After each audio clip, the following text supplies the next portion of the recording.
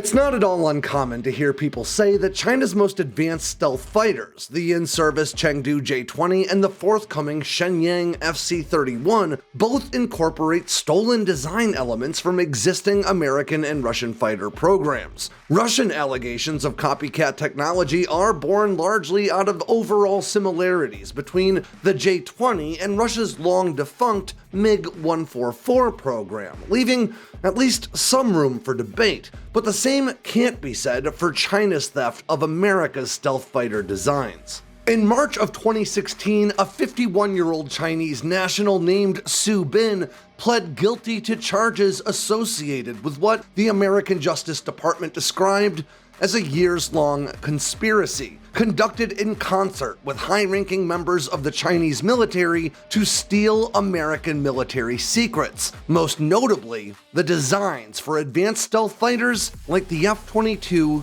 and the F-35.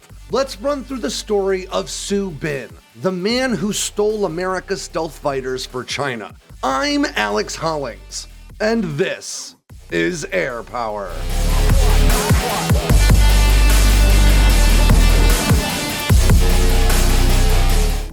Before we dive in, let's take a minute to talk about today's sponsor, ExpressVPN. I love it when our sponsors are products or services that I already actually use in my life.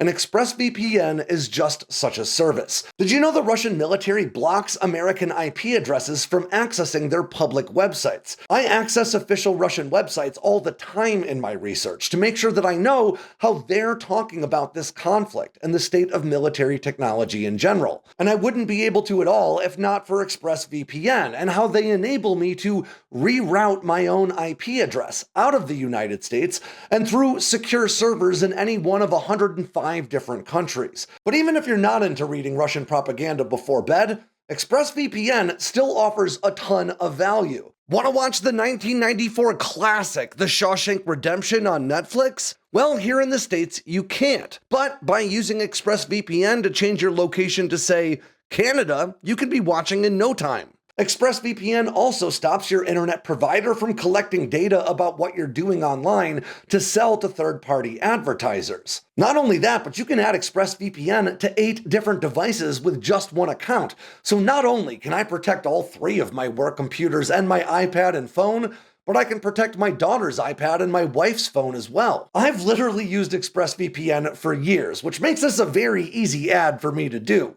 I like this service, and I'm glad to get you a deal if you want to use it too. Go to expressvpn.com/box with 2 X's or follow the link in the description below, and you can sign up and get 3 months free right off the top. I use ExpressVPN to protect my family's data and to help me access content that's restricted where I live. And if you want to do the same, again, just go to expressvpn.com/box with 2 X's, and you can get 3 months free while you do the same for you and your family. Despite mountains of evidence pointing to the fact that China worked tirelessly to gain access to American stealth fighter designs during the development cycle for their Chengdu J-20, the idea that China has incorporated these stolen design elements into their stealth fighters remains a somewhat controversial one online, with some claiming that the similarities between these designs is predicated solely on what happens when you try to design a low observable fighter with a high degree of aerobatic maneuverability. Of course, you don't need to look any further than other stealth fighter programs like Northrop's F-23 to confirm that that isn't exactly true. But there's one person for whom there is no debate, and that's the Chinese man who was responsible for the effort to gain access to these files in the first place. In fact, he admitted as much himself, but we'll get there soon enough. Let's talk about Su Bin, who worked in Canada under the name Stephen Su, starting with a brief summary provided by the US Justice Department. Su admitted that he conspired with 2 persons in China from October 2008 to March 2014 to gain unauthorized access to protected computer networks in the United States, including computers belonging to the Boeing Company in Orange County, California, to obtain sensitive military information and to export that information illegally from the United States. Su was a well-regarded businessman and entrepreneur in the aviation industry, working as the sole proprietor of a small company that specialized in aircraft cable harnesses. This company, called Load Tech, was described by the Air Force Office of Special Investigations as a small player in the field, with only a handful of employees and limited access to broader aviation programs. But despite the minimal reach of Load Tech, Su Bin himself worked tirelessly to establish inroads with Canadian and American defense industries, forming an extensive network of business contacts that, over time, allowed him to gain increasingly unfettered access to internal networks maintained by a variety of defense contractors. As Bob Anderson, the FBI's former head of counterintelligence, once put it, Su cultivates you over time. And as luck would have it, the same year Su began his efforts out of Canada, China began formal development on what was to be the nation's first stealth fighter, meant to compete directly with Western jets like the F-22. Now, they started by providing the Chengdu Aerospace Corporation with a developmental contract meant to mature their Project 718 design. And that same year, Su began working directly with two professional hackers employed by China's People's Liberation Army, using the information that he gained through his business contacts to enable the theft of more than 630,000 files from Boeing, all related to the C-17 heavy lift cargo aircraft, a massive 65 gigabytes of data. But Su had his sights set on much more valuable fare. Over time, his ability to win over business contacts enabled the theft of even more information, all with a focus on the development of Lockheed Martin's F-22 Raptor and F-35 Lightning II. Now, Su didn't have immediate access to Lockheed Martin's networks, but these aircraft aren't designed and built solely by Lockheed Martin. Both of these fighters represent the efforts of a chorus of contractors and subcontractors, with design specifications shared across firms for the sake of manufacturing. When people would grow concerned about Su's interest in these classified programs, he would assuage their concerns by pointing out that he was only asking about specific, seemingly unimportant systems. I'll quote Anderson again. Su would say, "I'm not asking for you to give me the F-35, but what's it matter if I get one system out of it that we could sell to a friend or a prospective client and then go from there? It takes time." Over the span of 6 years, Su would gain access to tens of thousands of files associated with these stealth fighter programs. Correspondence between Su and these hackers show Su not only provided overall direction and guidance for this effort, but he even worked to translate the stolen information into Chinese, going so far as to draft formal reports on the material that they'd stolen for the PLA's General Staff Headquarters. Su and his co-conspirators may have worked tirelessly to gain access to this information, but they worked just as hard to cover their tracks. FBI counterintelligence experts traced their work through multiple third-party nations, where they established what they call hop points, a term used to describe compromised or purchased intermediary networks that are used to disguise the infiltration's actual point of origin.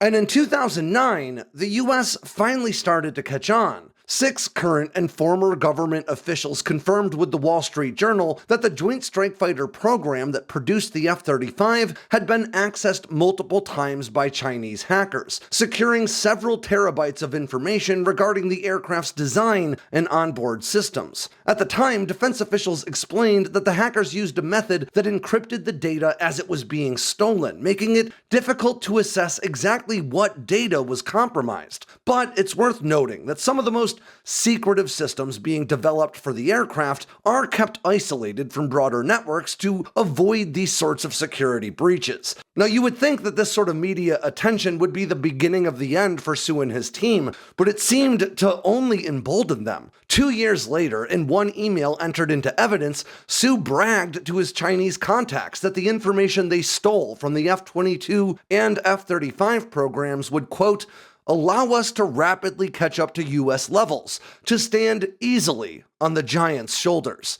In what Chinese officials might describe as little more than coincidental timing, The J-20 fighter design that had been maturing since 2008 suddenly adopted several significant and stealthy changes beginning in 2011. These changes wouldn't manifest in a new prototype, however, for 3 more years to come. By 2013, Su had established connections with GE Aviation in Cincinnati, a firm renowned for advanced turbofan technologies that China has struggled to develop for its own stealth fighter programs. It's worth noting that both the F-22 and F-35 are powered by Pratt & Whitney power plants, but GE was responsible for competing designs meant for service aboard these jets. According to Defense Department insiders, GE's YF-120 turbofan proposal meant for the F-22 was actually the more advanced and capable design. Pratt's YF-119 engine ultimately won out due to its simplicity and the lower risk associated with relying on a more mature and proven design. And in March of 2014, China's new and improved J-20 design emerged, incorporating modified diverterless supersonic jet inlets, redesigned vertical stabilizers, and more. When pictures of the new J-20 first reached the internet, multiple defense outlets highlighted a number of now even more pronounced similarities to Lockheed Martin's stealth fighters. As renowned aviation journalist David Cenciati reported at the time, the J-20's newly redesigned nose, in particular, bore a striking resemblance to the F-22 and F-35. That same year, USNI News contributor Feng Chao also drew direct comparisons to American stealth fighters, even highlighting its change in color to, quote, F-22 gray, likely a sign of improved radar-absorbent skin. Defense outlet War is Boring was so taken by the improved features of the new J-20 that they ran a story with the headline, China's latest stealth fighter prototype has, well, actual stealth features. Now, it's important to note that not all of the design changes to the J-20 are easily attributed to espionage. Some changes and improvements can genuinely be traced to on-record developmental efforts within Chinese academia, but not nearly all of them. Nonetheless, the new and improved J-20 could be seen as a massive victory for Su Bin and his team, but he wouldn't have much time to celebrate. At right around the same time this new J-20 prototype was revealed to the world, the US Department of Justice was filing a criminal complaint and subsequent indictment against Su for the theft of thousands of files associated with various American defense efforts. And 4 months later, in July of 2014, he was arrested by Canadian authorities. While the FBI is traditionally responsible for investigating these sorts of crimes, the Air Force's Office of Special Projects, or PJ, a subset of the Office of Special Investigations, ultimately played a vital role in securing Su's arrest and extradition to the United States, thanks to their ability to work directly with defense contractors and senior U.S. government officials, including members of the Air Force's C-17 Program Office and others within Lockheed Martin itself. American law enforcement had eventually managed to access the messages exchanged between Su, his hackers, and Chinese military officials, in which they wrote and revised formal reports for the People's Liberation Army outlining their efforts and the data they managed to steal. This massive collection of stolen files, combined with the correspondence, left the charges all but irrefutable, and Su opted to waive his extradition hearing and be transferred directly to authorities in the United States. Initially, Su was facing 30 years in prison for his crimes, but he quickly accepted a plea agreement, providing his full cooperation to American authorities in exchange for a much more lenient 46-month sentence.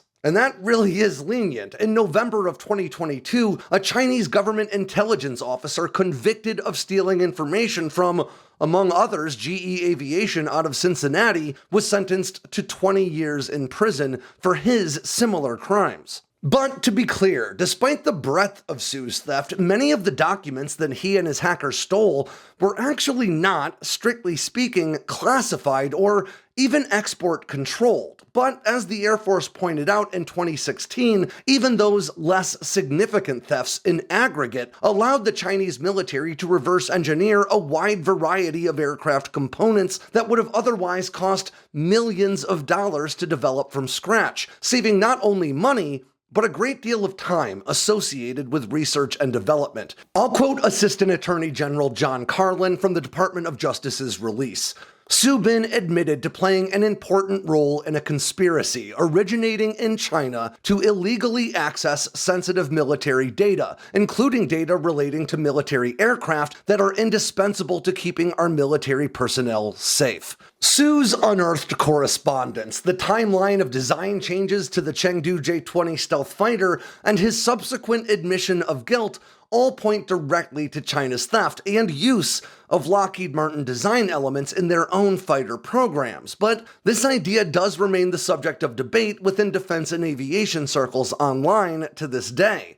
The J-20 is obviously not a direct copy of the F-22, and the truth is, assertions that it would need to be in order to benefit from this sort of technological espionage reflects a lack of understanding of fighter design. A tactical aircraft is, fundamentally speaking, not one thing, but rather a broad collection of components and design cues married to one another through a functional form. Like a child bearing only a slight visual resemblance to her parents, genetic similarities run more than skin deep. But the truth is, the most conspicuous similarities between Chinese and American stealth fighters are nonetheless pretty easy to spot. Despite the J-20's overall delta wing and canard design resembling Russia's defunct MiG-144 stealth fighter effort, the radar-reflecting design cues leveraged by the F-22 and F-35 are pretty readily visible in Chinese stealth fighters like the J-20 and FC-31, also sometimes known as the J-35. Some have disputed this in recent years by alleging that these similarities are based not on theft but on physics, claiming that these shared design elements are the inevitable result of any fighter design meant to marry aerobatic performance to low observability.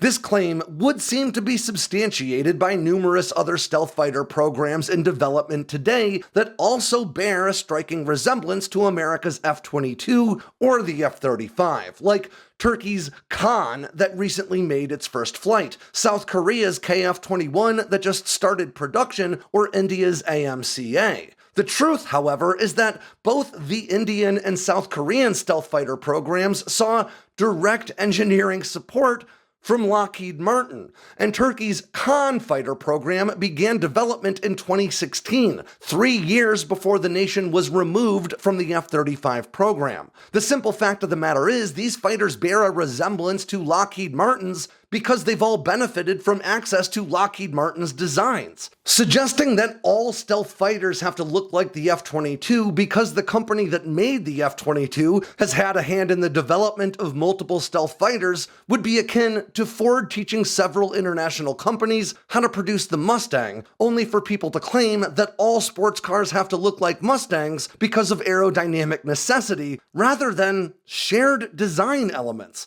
The idea that all stealth fighters will ultimately mature into the shape of the F-22 can be pretty easily dismissed by looking at competing stealth fighter developmental efforts from other firms that ultimately didn't see production for one reason or another. Boeing's admittedly goofy-looking X-32 and Northrop's legendary YF-23, both jets that competed and lost against Lockheed entries, were not only broadly comparable in terms of stealth, but it's widely understood that the YF-23 was even stealthier than the YF-22 that went on to become today's Raptor. Other stealth aircraft efforts like Northrop's Tacit Blue, Boeing's YF-118G Bird of Prey, NASA's X-36, McDonnell Douglas's A-12 Avenger II, and more all represent different design approaches to low observable tactical aircraft. Put simply, Lockheed Martin didn't uncover the one and only approach to stealth fighter design back in the early 1990s,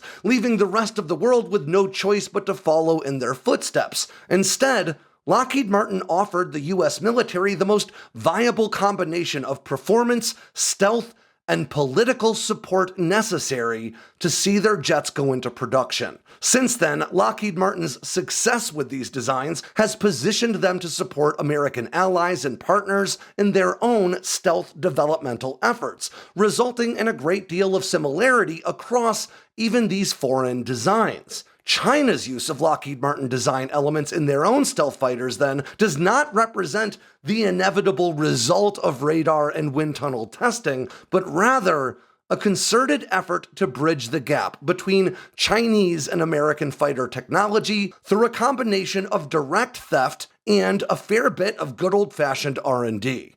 So what does this ultimately mean for China's J-20, or their new stealth fighter in development, the FC-31? The truth is, espionage has always played a role in the advancement of military technology and is sure to, as long as wars are waged. These fighters don't need to match their American counterparts in all performance metrics to represent a potent threat to American security and interests, and indeed, they likely don't. Their real value is as a part of a broader defensive strategy and air warfare doctrine that China is still actively developing as we speak, and as such, the ultimate impact of these platforms has yet to fully manifest. But it would be a mistake to dismiss these copycat fighters as little more than designer imposter jets with no real combat prowess due solely to their use of stolen design elements. A high-point pistol may look like a Glock run through a broken copy machine, and it may not offer the same accuracy, reliability, or ease of maintenance, but that's little solace to anyone who's been shot by one. And the truth is, a highly trained special operator armed with nothing more than that cheap pistol may be even more dangerous to an opponent than a dummy like me with the fanciest SIG money can buy. Effective employment strategies and tactics can, and often do, offset technological shortcomings, and as such, China's employment of stealth technologies in these new fighter designs doesn't need to be as refined as America's. With the right strategy, training, supporting systems, and personnel, the underdog can, and often does, come out on top. So, did China steal F-22 and F-35 designs to benefit their own ongoing fighter efforts? The answer is unequivocally yes. But is that a reason to dismiss the threat posed by these aircraft and others to follow? The answer there is unequivocally no. And on that ends yet another edition of Air Power from Sandboxx News. I'm Alex Hollings. Make sure to swing by sandboxnews.com today and every day for all the latest in news, entertainment, and motivation from all around the force. If you got anything out of today's video, make sure to click like and subscribe down below and leave me a comment so I know what I should cover next. And of course, don't forget to tap on that bell icon so you never miss a drop from Sandboxx News.